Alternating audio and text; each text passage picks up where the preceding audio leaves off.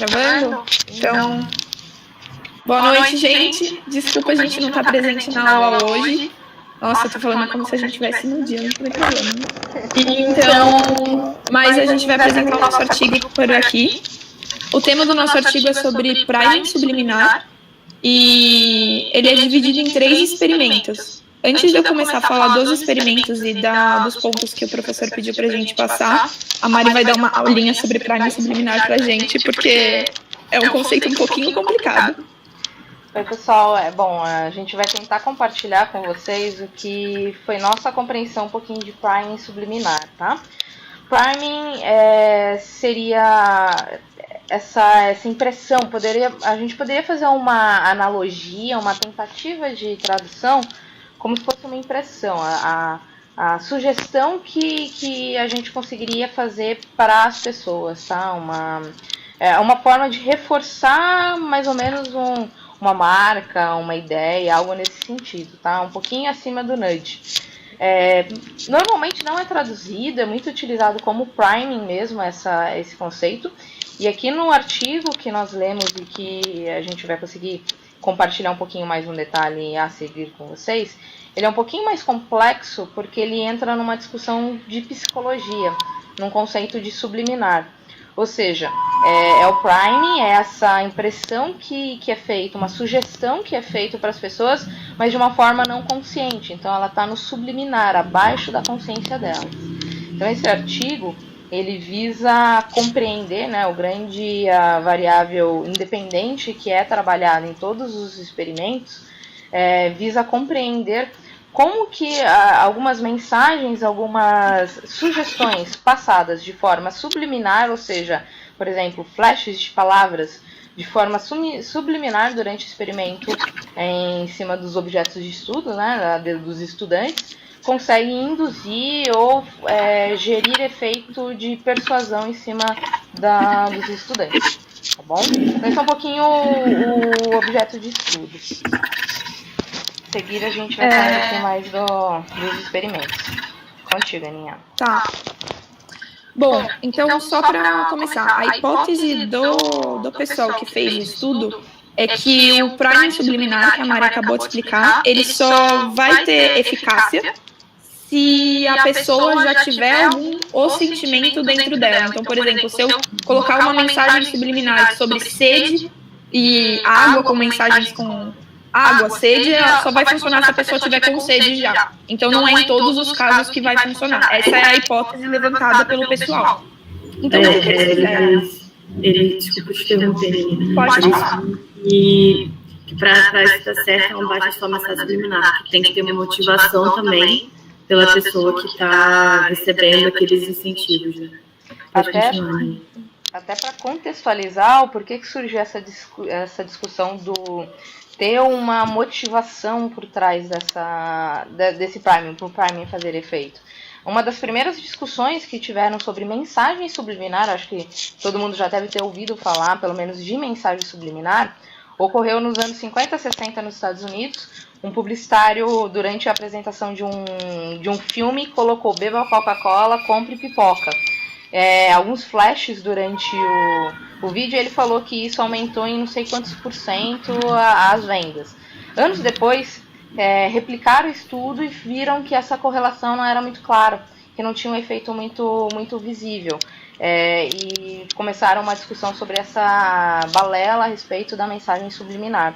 O artigo começa contextualizando um pouco essa discussão e ele introduz o conceito do priming junto a essa mensagem subliminar, que é um pouco nessa linha do que a Cris e a Aninha discutiram, que para a mensagem subliminar, ou seja, essa impressão, essa sugestão de uma forma subconsciente ter efeito, é preciso que haja uma motivação anterior ou ao mesmo tempo que ocorre essa mensagem, esse priming, que é o que o pesquisador tentou simular nos experimentos que a Aninha vai compartilhar conosco agora.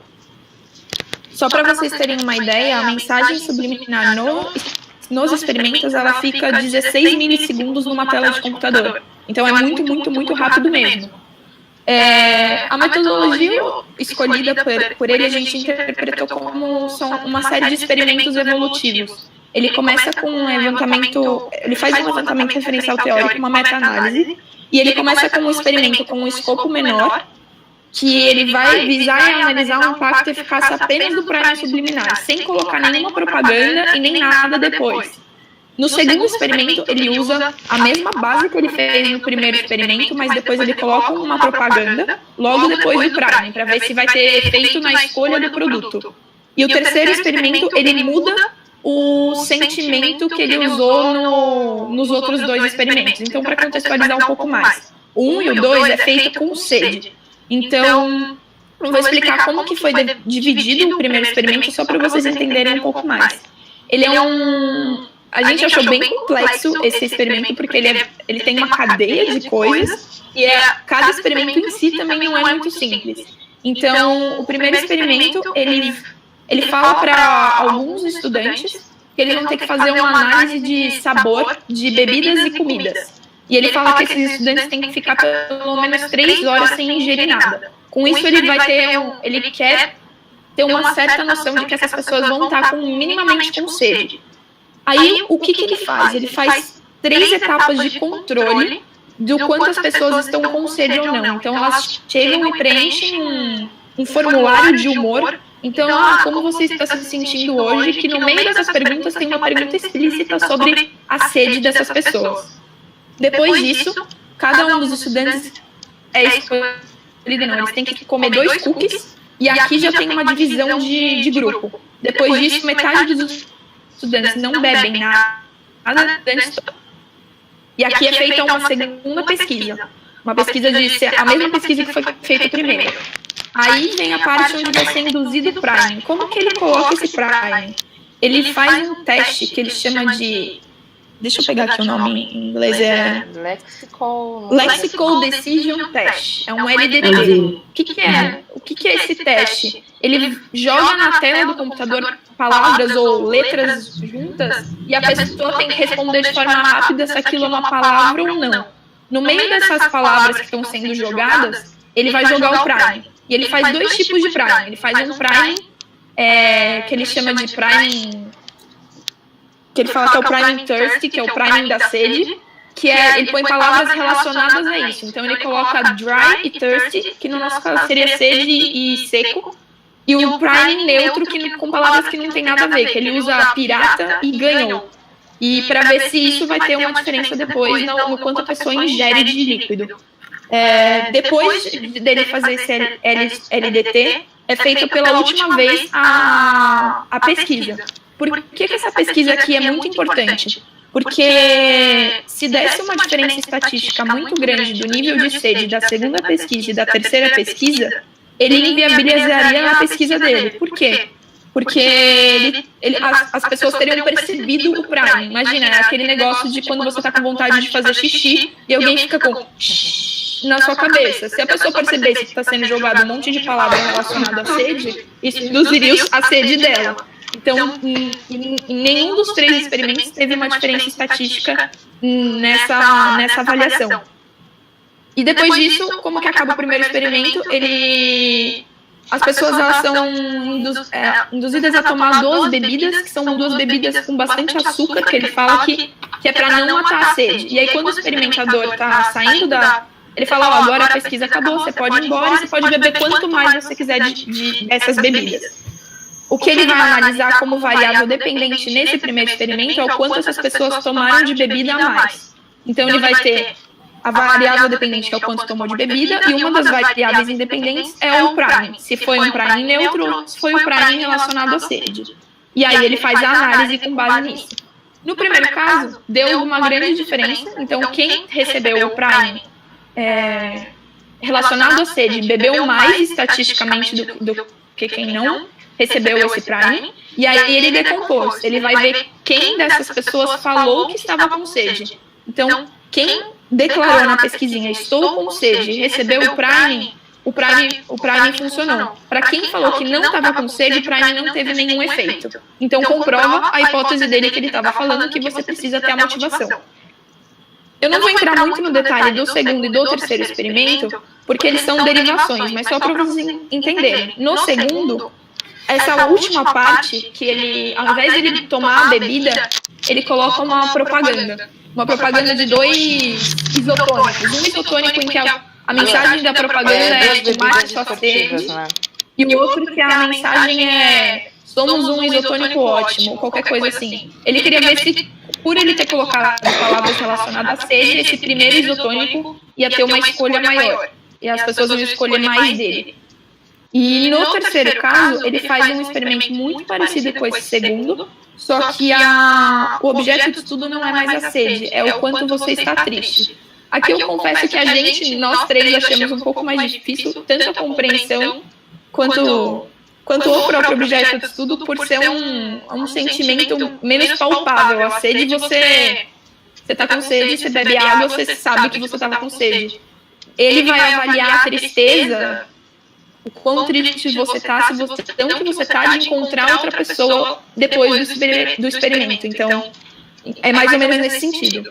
De qualquer forma, apesar de ter 3 experimentos, a gente avaliou todo o artigo como uma coisa só, e tendo uma variável independente, o prime.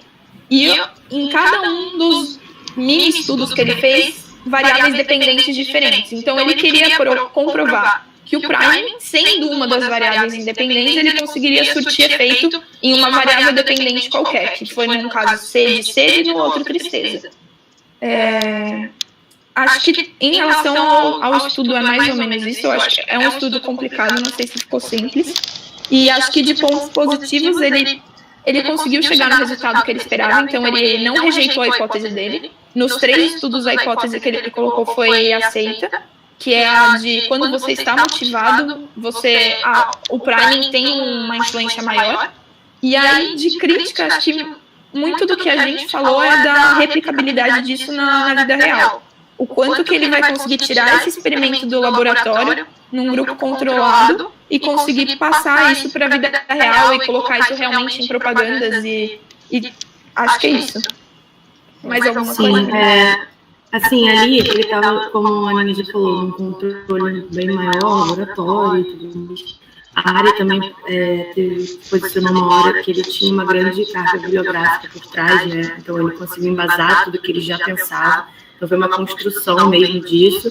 Mas a gente começou a conversar de que isso, para ser replicado, por exemplo, no estudo de campo, um estudo mais aberto, ou como, né, uma coisa mais viva, como que isso seria, né?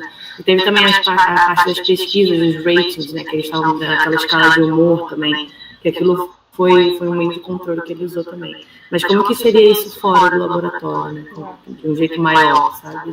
Ele até termina o artigo colocando esse questionamento, que ele falou: fiz aqui um experimento num laboratório satisfatório, espero que isso sirva de inspiração para outras pessoas levarem isso para outros pontos. Então, acho que o próprio pesquisador entende isso como um desafio para ele. Sim. Exato, como as meninas falaram, acreditamos que realmente o projeto, né, o artigo, ele é bem complexo, ele é bem robusto, ele é bem detalhado, tem um arcabouço teórico extenso, então até, por exemplo, o terceiro experimento, que para a gente foi um pouquinho mais complexo, ele traz, acho que 1 ou 2 artigos, 1 ou 2 autores de psicologia que embasa como que a pessoa compreende, como que a pessoa fica mais motivada, se ela vai encontrar uma outra pessoa, ela tenta se animar, tenta se tornar um pouco mais alegre do que o momento que ela pensa que ela vai ficar sozinha, então que ela fica um pouco mais introspectiva, um pouco mais triste. Então, para nós que não somos psicólogas, não temos tanta familiaridade com esse universo, foi um pouco mais complicado ter uma compreensão do que ele diz, mas o que ficou um pouco claro é que, de fato, ele conseguiu referendar a teoria que ele apresentou no começo, todas as hipóteses dele se tornaram válidas, e que realmente deu para perceber o trabalho bem dedicado, um trabalho, uma curacidade nos dados, um cuidado em como trabalhar e comprovar a idoneidade e tentar minimizar efeitos e vieses durante a elaboração do projeto, bem robusto, e deu para, junto com ele, entender um pouco o caminho que ele percorreu para montar a informação final que a variável independente de fato exerce uma influência. Acho que basicamente é isso, já. Bom, que foi. Esperamos que vocês Então, boas compreendam. apresentações. Qualquer dúvida Então, pode tchau. nos perguntar no WhatsApp. Estamos à disposição. Professor, se quiser, a Dani passa os nossos contatos. Estamos à Pode disposição. passar mesmo. Tchau, Obrigado, gente. Boa pessoal. noite. Tchau.